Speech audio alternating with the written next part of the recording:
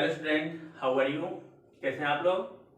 I hope आप सब लोग ठीक से होंगे, सेफ्टी से होंगे। और चलिए शुरू करते हैं अपना आज का क्लास। तो आज का क्लास हम लोगों का है एडिशन ऑफ एल्जेब्रिक एक्सप्रेशन। ठीक है, तो एल्जेब्रिक एक्सप्रेशन में हम एडिशन कैसे करते हैं, सम अप कैसे करते हैं वो देखिए। पहले इसको सुनिए। सपोज कीजिए आपके पास 5 एप्पल और आपके फ्रेंड ने आपको 5 एप्पल और दे दिया, तो you will write it 5 Apple. तो अब मैं आपसे पूछूं कि आपके पास कितना एप्पल है, तो आपका आंसर होगा 10 एप्पल। अब इसको एल्जेब्रिक एक्सप्रेशन में कैसे लिखते हैं उसको देखिए। कुछ नहीं है, बस हम इसको जस्ट मिटा लेंगे। अब आपके पास है 5a और 5a, है ना, और इसको हम ऐड कर दें तो ये हो जाएगा 10a, मतलब 10 एप्पल, 10 ऑफ 10a। तो हम जब कभी भी एक एल्जेब्रिक एक्सप्रेशन को शो करते हैं तो उसमें एक होता है कांस्टेंट नंबर और दूसरा होता है एक्सप्रेशन, यानी कि कोई भी सिंबल हो सकता है। बेसिकली हम लोग अल्फाबेट के सिंबल को ही लेते हैं। ठीक है, ए लेते हैं, बी लेते हैं, एक्स ले सकते हैं, जेड ले सकते हैं, वो आपकी मर्जी है, या क्वेश्चन में जो रहता है हम वो करते हैं। ठीक है, तो यहाँ 5a प्लस 5a कितना हो गया? 10a। अब सपोज कीजिए दूसरा क्वेश्चन लेते हैं।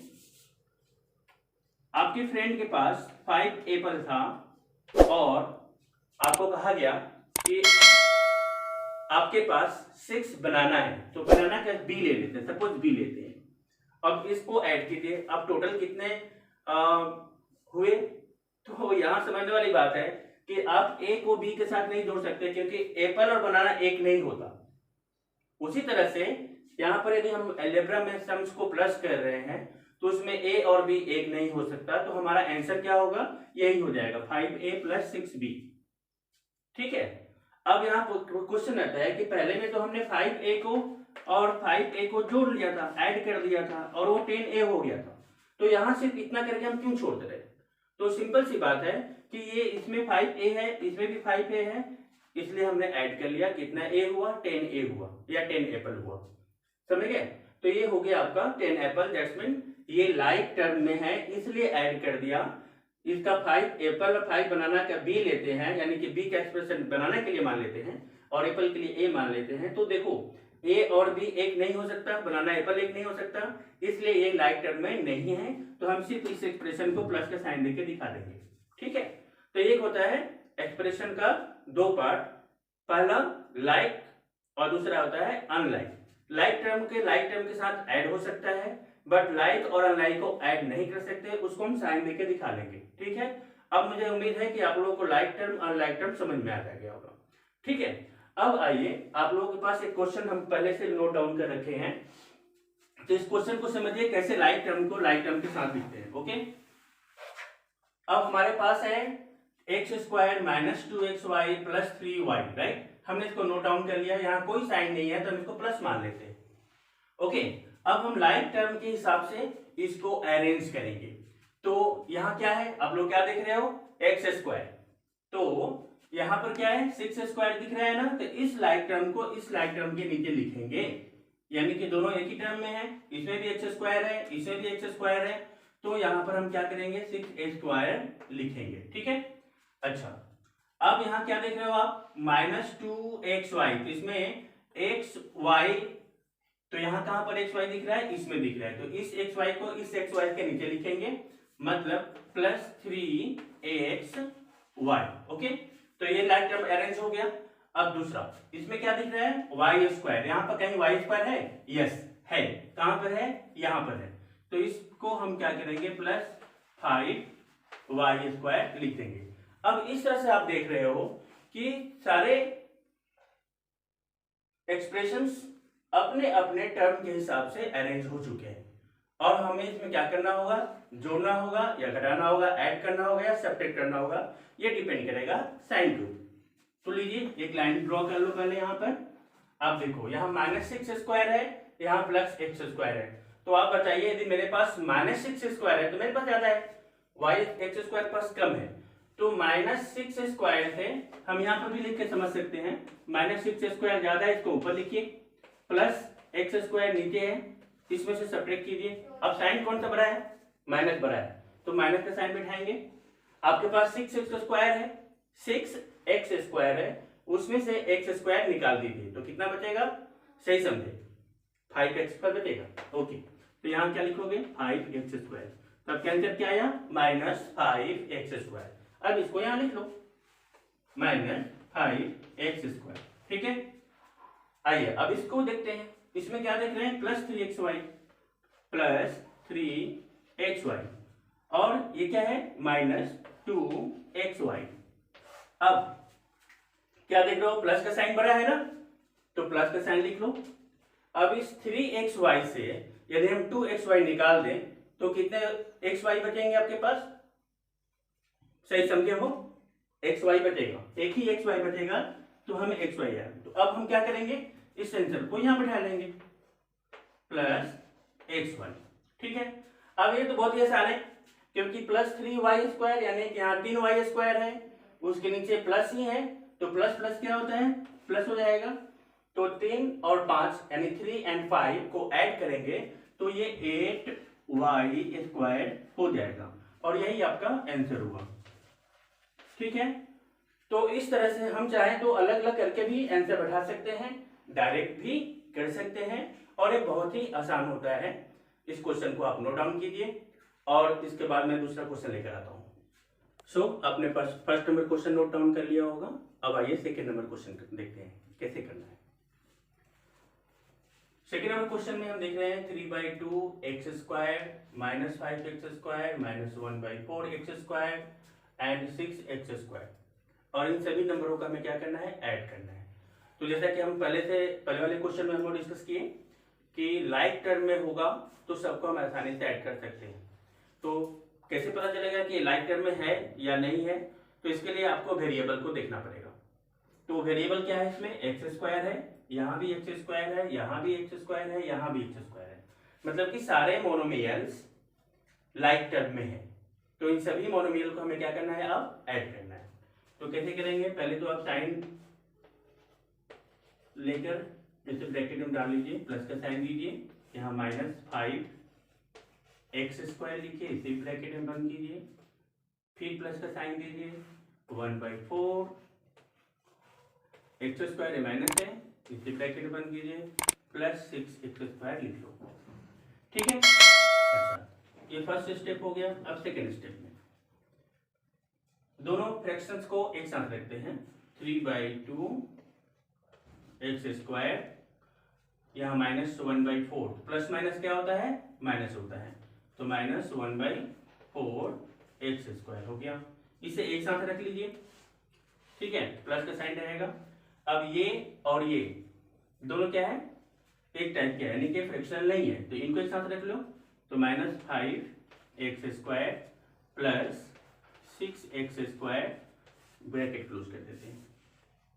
अब इसका एलसीएम लेंगे, 2 और 4 का एलसीएम 4 होगा, 2 से इसको डिवाइड करो, 2 × 2, 2 × 4, तो आंसर आपका 2 आएगा। तो इस 3 में 2 से मल्टीप्लाई करेंगे, 3 × 2 = 6, x स्क्वायर हो जाएगा, ये माइनस है, इसे माइनस रखो, 4 × 1 = 4, 1 आया, तो x स्क्वायर, या 1 से मल्टीप्लाई करोगे तो x स्क्वायर ही रहेगा, ये ब्रैकेट क्लोज हो जाएगा। फिर प्लस का साइन दीजिए, यहाँ माइनस करना है आपको, तो आप यहाँ पर प्लस जो बड़ा है उस नंबर को ऊपर रखिए, और जो छोटे हैं उसको नीचे रखिए। दैट्स मीन 6 स्क्वायर को ऊपर लिखेंगे और -5x स्क्वायर को नीचे रखेंगे। ठीक है, अब 6x स्क्वायर आपके पास है, उसमें से 5x स्क्वायर निकाल देंगे, तो हमारे पास बचेगा x स्क्वायर, x स्क्वायर एक ही बचेगा। ठीक है, क्योंकि 6 में से 5 निकाल देंगे तो एक ही बचेगा। अब ये प्लस है, प्लस से सब्ट्रैक्ट किया हो तो साइन किसका होगा? प्लस का। तो अब हम यहाँ पर क्या लिखने वाले हैं? +x square. अब फाइनली यहाँ पर 6x स्क्वायर है, इसमें से इसको माइनस करोगे आप तो क्या है बचेगा? 5x square by 4, plus plus क्या होगा? प्लस होगा, और यहाँ बचेगा x स्क्वायर। ठीक है, अब नेक्स्ट स्टेप में हम इन दोनों को लेंगे, यानी कि 5x² / 4 प्लस x²। एक लाइन ले लेते हैं। अब इन दोनों का एलसीएम लेंगे तो इसके नीचे 1 पुट कर लो। 1 और 4 का एलसीएम 4 आता है। 4 से डिवाइड करोगे 4 1 जा 4 और बचेगा आपके पास 1, यानी कि 4 1 जा 4, 1 आएगा तो 1 से इसमें मल्टीप्लाई करोगे तो 5x² ऐसे आ जाएगा। फिर 1 से 4 में डिवाइड करोगे तो 1 4 जा 4, आपके पास 4 आंसर आया तो 4 में x से मल्टीप्लाई करोगे 4x² हो जाएगा। और फाइनली इन दोनों को ऐड कर दो 9x² / 4, ये आंसर हो गया आपका। अदरवाइज आप इसको अलग भी करके लिख सकते हैं। 9/4 x², दोनों का एक ही मतलब है, इसमें ज़्यादा डिफरेंस नहीं होता है। आप ऊपर एक साथ लिख सकते हैं, अलग भी करके लिख सकते हैं, there is no any problem. Okay, तो finally this is our answer. तो इस तरह से एडिशंस को हम लोग कंप्लीट करते हैं। यदि आपके पास फ्रैक्शनल नंबर को ऐड करना है तो इसी तरीके से अलग अलग कर सकते हैं। तो students note down this question, solve. So student आपने नोट कर लिया होगा सेकंड नंबर क्वेश्चन। अब इस बार हम लोग करते हैं थर्ड नंबर क्वेश्चन। तो फर्स्ट वाले क्वेश्चन को समझा होगा, सेकंड वाले में मैंने फ्रैक्शंस को कैसे ऐड करते हैं ये मैंने दिखाया। अब इसके आगे, सो नेक्स्ट क्वेश्चन में यू आर सेइंग दैट 1 2 3 4, यानी कि ये मोनोमियल नहीं है, बाइनोमियल नहीं है, ट्राइनोमियल नहीं है। जब 4 एक्सप्रेशंस है यानी मोर देन 3 एक्सप्रेशन हो तो हम उसे बोलते हैं मल्टीनोमियल्स।